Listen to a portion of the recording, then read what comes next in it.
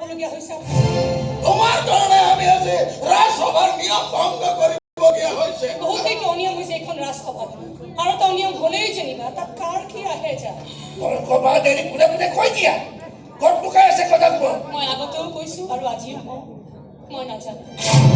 তুমি কেনেকুৱা তুমি তোমাৰ নিজৰ স্বামী ক'ত আছে নাজানো তোমাৰ কেৱল মোৰ স্বামীয়ে নহয় এইখন দেশৰ ভৱিষ্যত যিখন দেশৰ বৰ্তমান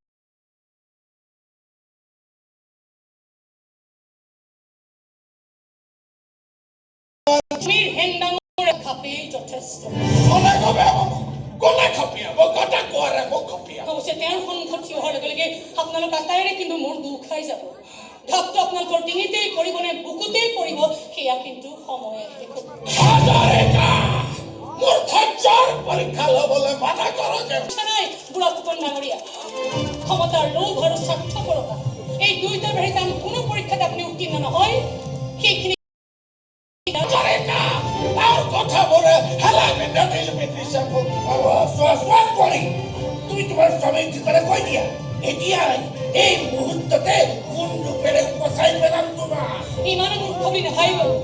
এগৰাকী অসমীয়া নাৰীৰ সতীত্ব জোখাৰে যে ৰাজবাৰীত কোন ৰূপৰ ভাণ্ডাৰ নাই